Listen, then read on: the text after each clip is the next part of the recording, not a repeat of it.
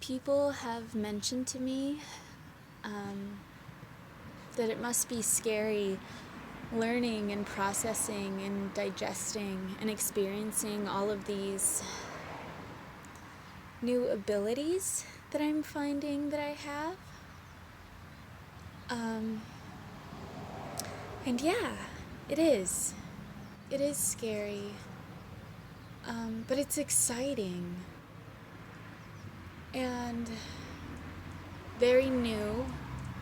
So with that comes uneasiness.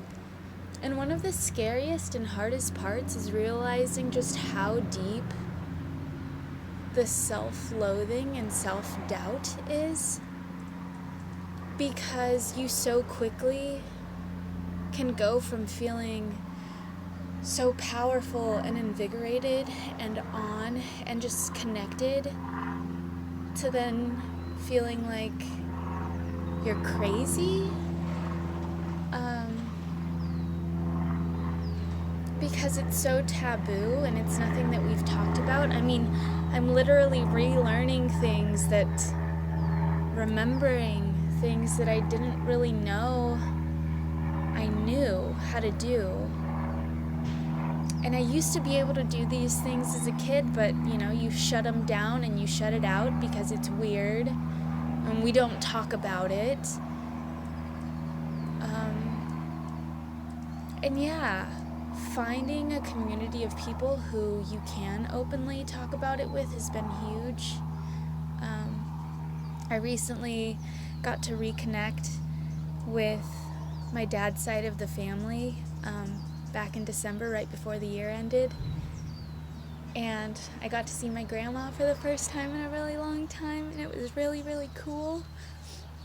And my aunt and my cousins, and two of my cousins. And I walked in, and they were just so open and kind and loving and just willing to talk about their themselves and their spirituality and how they could feel my dad around them and stories about him, and just hearing how, learning all of these things about him and just how much like him I am, even though he hasn't been around since I was little. It just feels very powerful and feels, you realize how connected you are to humanity.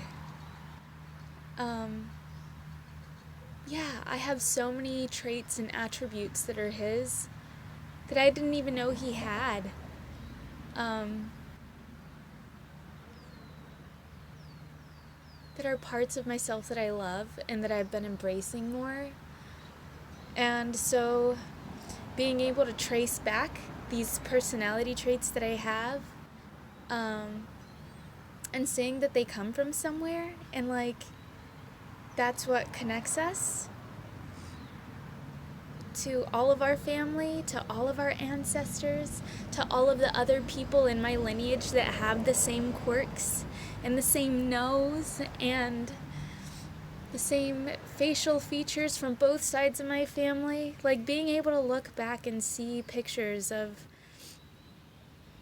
my parents, my grandparents, my roots, my people, even people that aren't directly in my lineage, but being able to look at someone and be like, hey, we come from the same place. We are of this earth. It feels so good. So that connectedness has helped a lot. Finding people that are just open and comfortable and are learning.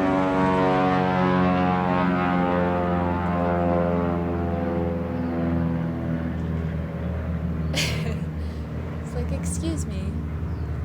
Don't mind if I just fly over.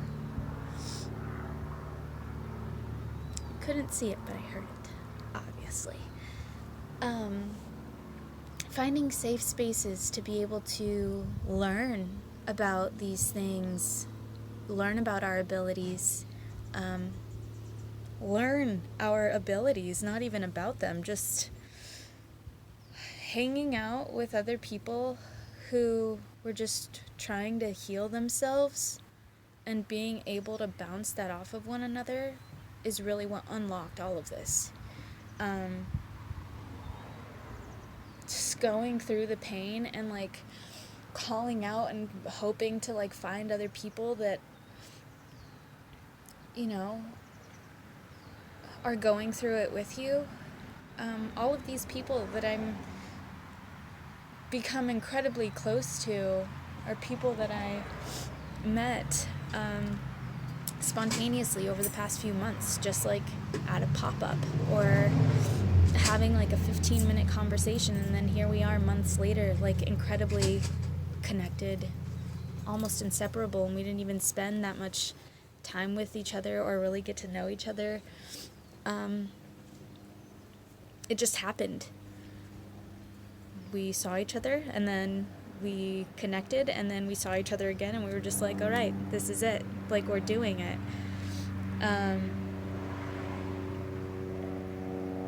I met Lucy at a wellness pop-up at Creating a Sustainable You back in December, and I happened to get myself up early enough to go to the gym, which was something that was hard for me to do, to go to a dance class that makes me feel good. But again, you know, when you're trying to have a good relationship with your body and with working out, you have to try to not have it feel like a chore. And so it was one of the mornings where I was like, hey, like, I want to feel good today. I have enough time. I'm going to go. And it probably took up until the last 5 minutes before leaving my house that I actually decided to go. And I went to that, and then I was like, well, I'm already out. The wellness pop-up is down the street. I'm going to try to get myself to that. And I ended up seeing 2 friends as soon as I walked up. One of them was singing. He was so sweet. Wow. That's the third one?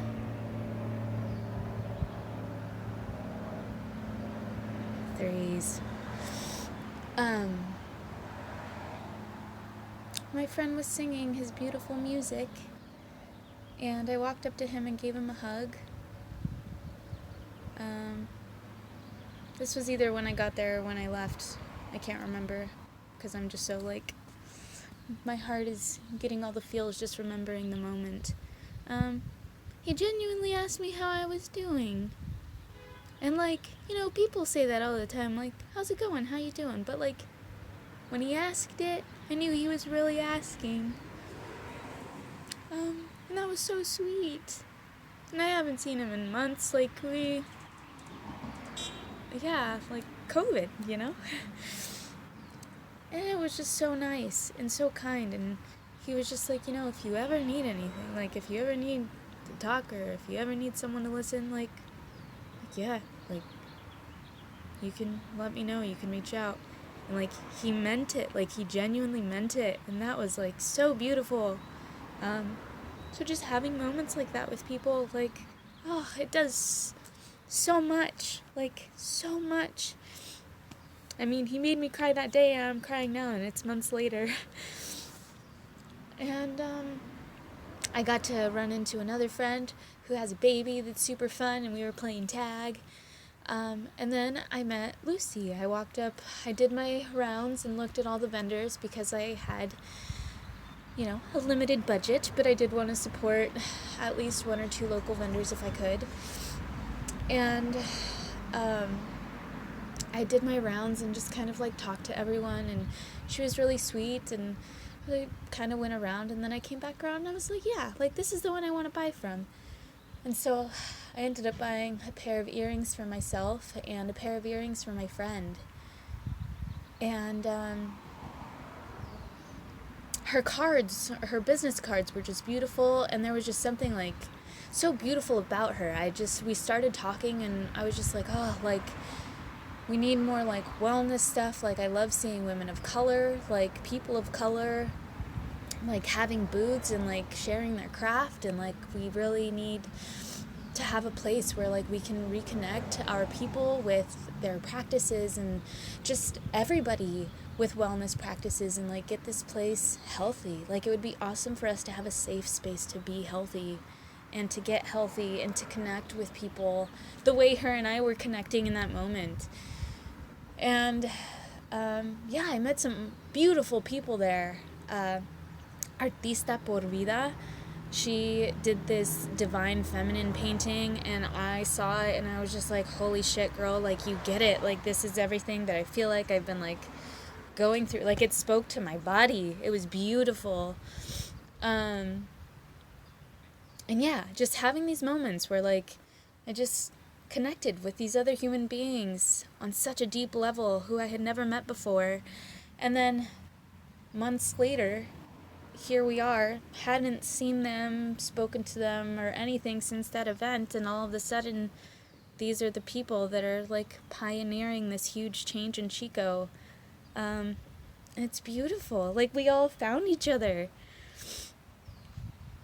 It's so awesome. I even met with the city of Chico recently to help start a tourism and marketing program so we can attract people to our city. And it was really, really cool. And so I got to go and give some input, and it seems like the shift is not only happening in the individuals in the community. Obviously, we can feel it. It's very big. It's a big shift.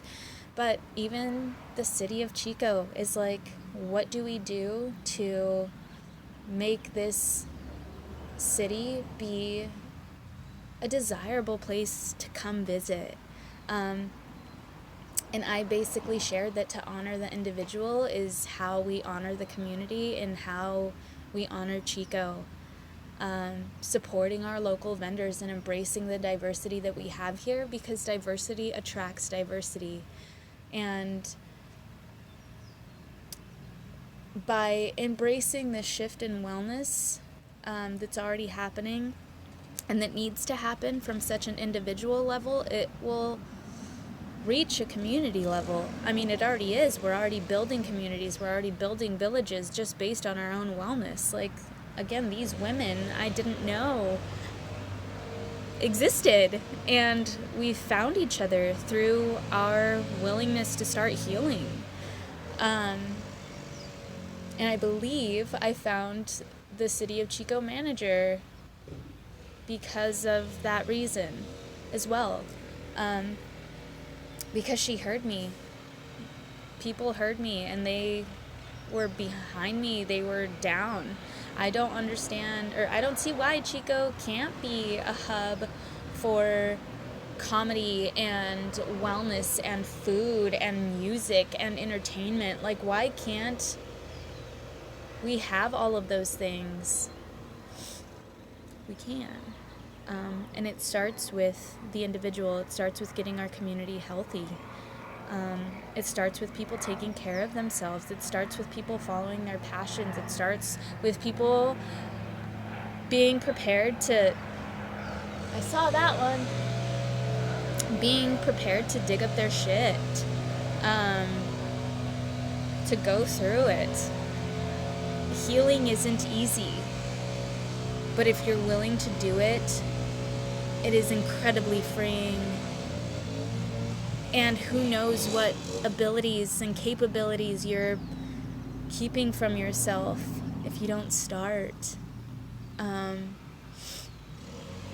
Circling back to being scared about learning all of these abilities.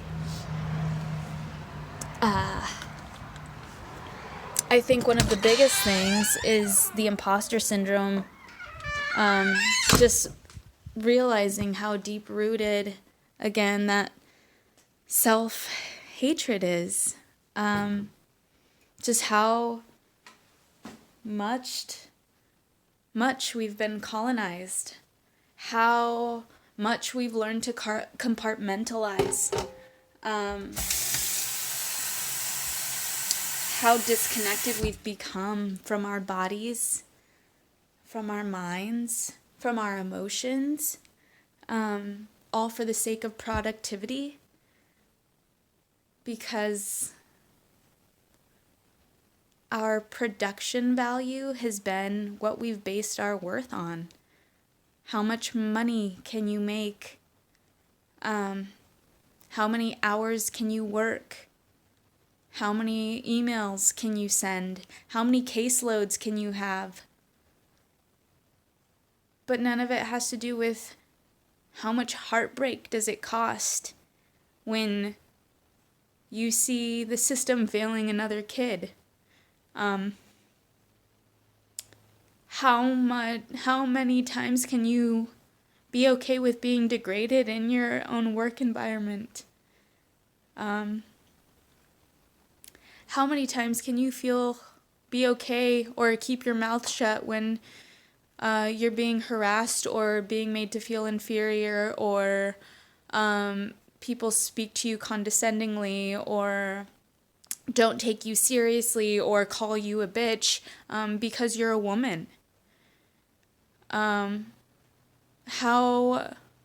much more can we handle the societal expectations of mothers needing to feel and look and present themselves as a certain way when they're fucking going through postpartum and they're by themselves trying to raise these kids, trying to keep jobs and keep a house and raise children?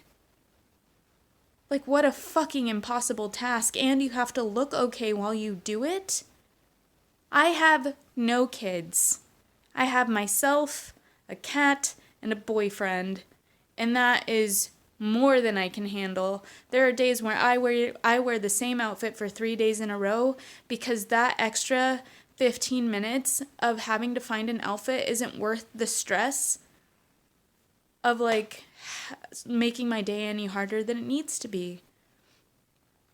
Imagine having to feel like you have to like get all dolled up and like keep your kids clean and keep your house clean, and like while also like generating or regulating your emotions, your household's emotions, all the dynamics, and trying not to have a nervous breakdown because you're fucking by yourself doing it all. It's super overwhelming. People are screaming. You can't think. Like, what the fuck?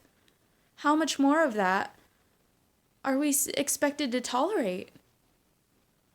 A lifetime of it. We're expected to just live an entire lifetime being abused, being overworked, being unwell, dealing with heartbreak, being alone, not living in villages with collaboration and support and love. We can't do it. We're all gonna die anyway. That's the punishment. You live here to just tax your body and burn it to the ground until your death? No. No. We're meant to heal. We're meant to embrace each other. We're meant to enjoy the trees, enjoy sitting on our stoop because our tummies kind of feel funky and our bodies need a break because they're tired. Because I just needed to sit and sip some tea because I knew that was going to make me feel better this morning. That's what my body needed. And now I'm going to go get some food soon because that's what my body needs next. But yeah, the scariest part is realizing how easy it is to hate yourself and how hard it is to work through the self-love because you're constantly downing yourself. because that's what we're taught to. We're not taught to stop and think about how it makes us feel. We're taught to just like suck it up and do it, right? Get the job done. But like taking care of myself is the job that I want to do now. Because it feels so much better, and I'm still able to get the things done that I want done. I'm able to live the life that I want, and like, you know, everyone says like, I want to be able to make a living doing the things that I love. And like, how are you ever going to make a living doing them if you don't give yourself the time to start doing them? I got stuck in a job because I needed a job to be able to make money so I could do the other thing that I liked. And then I ended up getting consumed by my job. And then I got sick and I lost a ton of weight and my body is different and my scoliosis has gotten bad and all my skeletal and inflammatory, and like my body was dying. Like, how many times have we pushed our bodies to the point of like such bad stress? Just over and over. And then we do it on a daily basis too, on top of the big things, on top of the car accidents and the freaking hospital visits and whatever. We then go to jobs where we feel like we can't breathe and we can't be ourselves and we have to act a certain way. And we're stressed out all the time because we don't want any explosive situation to happen. How many times have we just pushed our bodies through hell? The amount of times that I just was like, yeah, like back pain is normal. I've had it my whole life. My neck pain is normal. I've had it my whole life. My hips are uneven. So walking hurts sometimes, but that's my life. I'm 30. Why does it have to be? Why do I have to work through a bad hip or a fucked up neck? Why am I fucking up my neck for a job? Doesn't make sense. So yeah. The hardest part is a lot of things.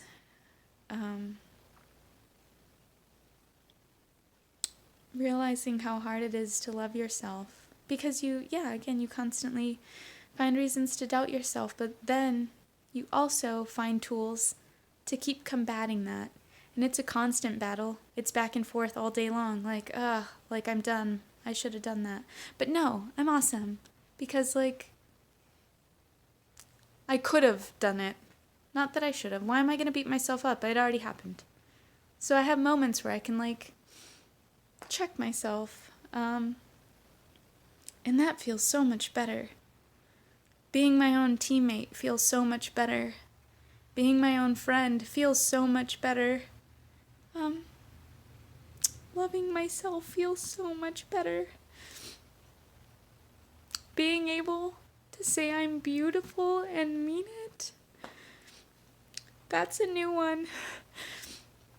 And it feels so much better. And it's not all the time. But I can actually say it. And that's huge. So yeah, it's scary and chaotic, but it's beautiful and peaceful. It's balance. It's being able to breathe.